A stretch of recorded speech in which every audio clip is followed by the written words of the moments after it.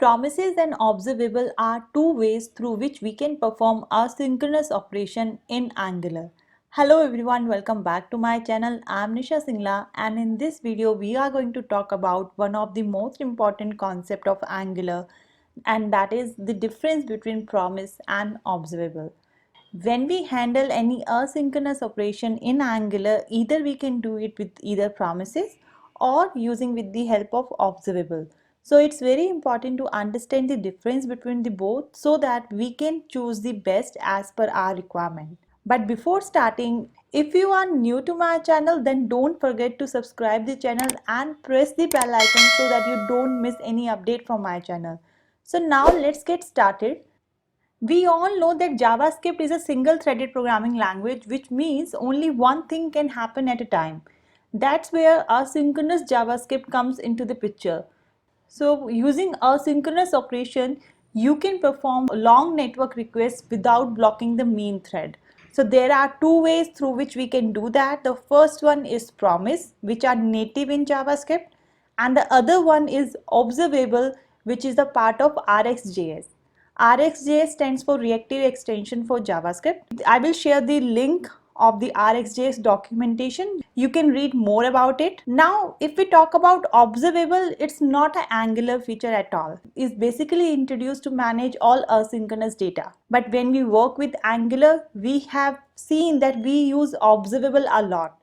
So in today's session, we will compare the difference between promises and observable so that we can understand why observable are on top, so that we can understand why we use observable. So flip to your editor, Visual Studio Code. In our last video, we have created this product dashboard module, and I will use its TS file to explain the difference between promise and observable. You can use any of the JavaScript file. So the first thing is, let's talk about the syntax, how we can create promise object and how we can use observable object. So now, before understanding the difference between observable and promise, let's compare the similarities. So if we talk about promise and observable, both are used to handle the asynchronous data. So this is the similarity. Let's understand first the syntax, how you can create a promise object and how you can create a observable object. Here we have one component, product dashboard component, and I will use its ng on init lifecycle method to write the code. You can either write in constructor because we are just trying to understand the syntax here. To create promise, we just need to create one object of promise class that will take one method resolve, that will take one callback here resolve, and here after a certain time, suppose this is my API, so API can take some time, so I'm saying after a certain interval I will return something from this promise. So whenever you want to return something from promise, you need to use resolve method, and from here you can return anything. So here I'm saying promise working. So this is the syntax of how we can create promise. As of now, we have just created it. Now let's talk about how we can create observable. As I told you that promise is native to JavaScript, so we don't need to import it from anywhere. But observable is not a part of JavaScript, not a part of Angular. It's a separate library, RxJS, which you need to use.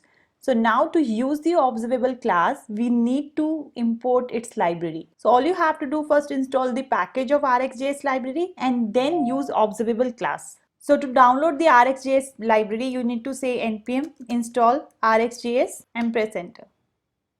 It will download the RxJS package for you. So now we can see the package has been installed. So you can go to the package.json file and you can see package is there in my package.json file, so it means it is installed. Next thing is, we need to import this package. So we'll say import observable from RxJS. Once you have done this, now we can create observable object. So we can say here observable equals to new observable, and it will also take one callback. So here we can say subscribe. Like I did set timeout here, I will also do set timeout here, which will return a observable to me after this time. So now if you want to pass some data back, here like we have used resolve, here we have next method. So here what we will do, subscribe dot next. So here also I will use set timeout method and I will return an observable after certain time. So in promise, if you want to return some data, we use resolve method, and in observable we use subscribe dot next method, and here I can say observable working. So this is a syntax to create promise and this is a syntax to create observable. So now when we have created our promise, let's create a consumer so that they can listen to the promise. So in promise, if you want to listen to that, you need to use this promise object and you need to use then basically return promise, which you can use to handle your applications. So here you can see then takes one parameter, which is a callback, which basically used to execute when the promise is resolved. So here we'll pass one callback, and here we can say console.log result. And if the same thing you need to do in observable, then instead of then method we use subscribe method. Don't get confused, subscribe here is just a callback function. You can give it any name, and we will use observable object now, and here you need to use subscribe method.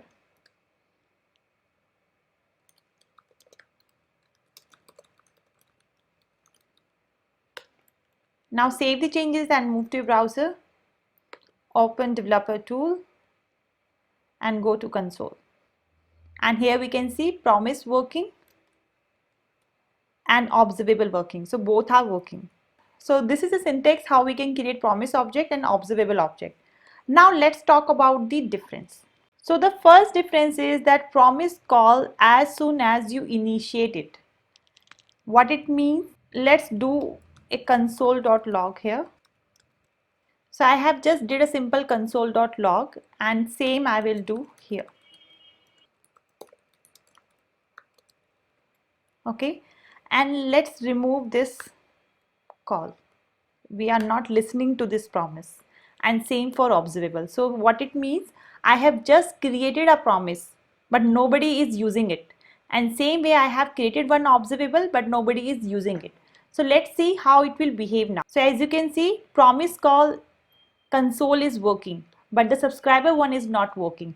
So here we can say promise are eager. It means it call as soon as you define it. It doesn't matter someone is there listening to that or not. But on the other hand, observable are lazy. If nobody is there to listen, it will not make a call.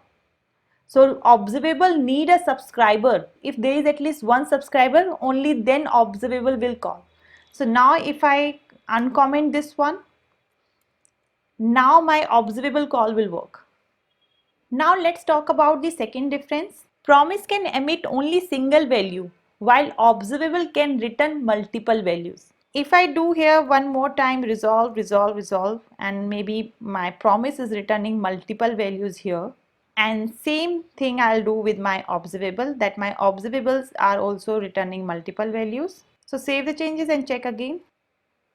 So here we can see that promise working is only returning once while observables are returning multiple times. So this is the second difference between promise and observables. Now there is a drawback of this behavior because after a certain time I want to return multiple or different data from my server. So in that case promise cannot do that. Now let's talk about the third difference between promise and observable. Observables behaves like an array, so we can use operators on the observable object to apply some operation on my data. So there are so many operators available. You just need to check out the RXJS library, and there we have so many operators that we can use on our observable. So I will show you one how we can use that. So whenever you want to apply operators on observable, you need to apply before subscribe. So here I will use one pipe method so that I can pipe all my operation on this observable object. So there are so many operators that you can use. If you want to check out, you can move to RxJS and it's an operator guide.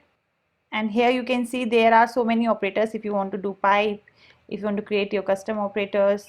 So I will show you how to apply filter operator on your observable object. So let's see how we can do that. So I will use filter operator here. And filter is not a JavaScript object here, it's a RxJS operator, so we need to import it.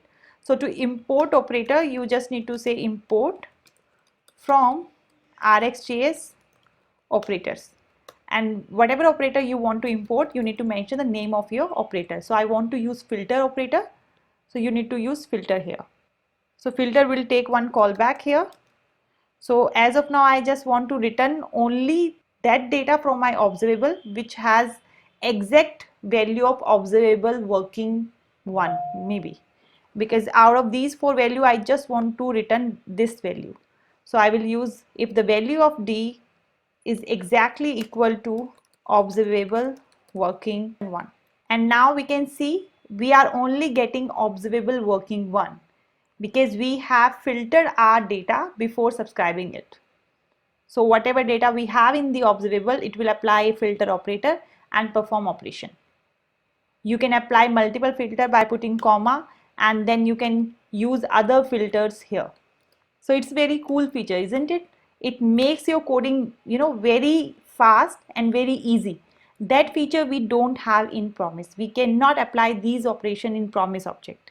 Now let's talk about the next difference between observable and Promise, and that is cancelling the subscription. As we know, to use observable we need a subscriber. Observable will not work until unless we don't have any subscriber. So now if we have subscriber, we can also unsubscribe it. But we cannot unsubscribe our Promise. Once it is created, it will always be there.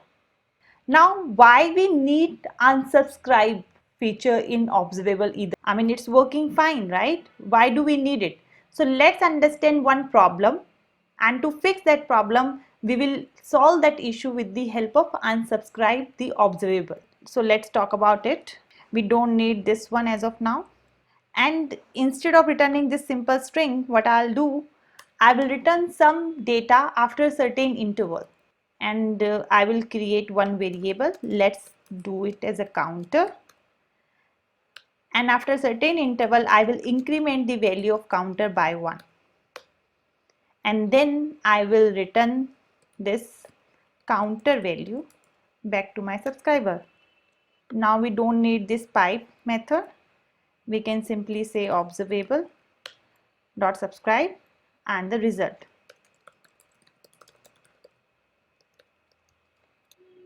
So here we can see observable call. This is my first line in the console.log here. And the other one is just returning my subscriber count, which I am returning after a certain interval. Now if I navigate to other routes, you can see my observable is still working.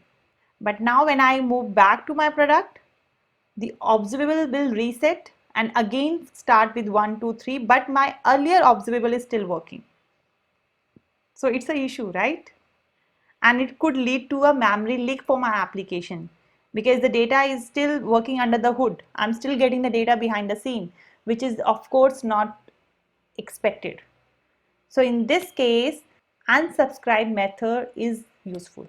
If you want that I'm done with my observable, now the subscription should be stopped.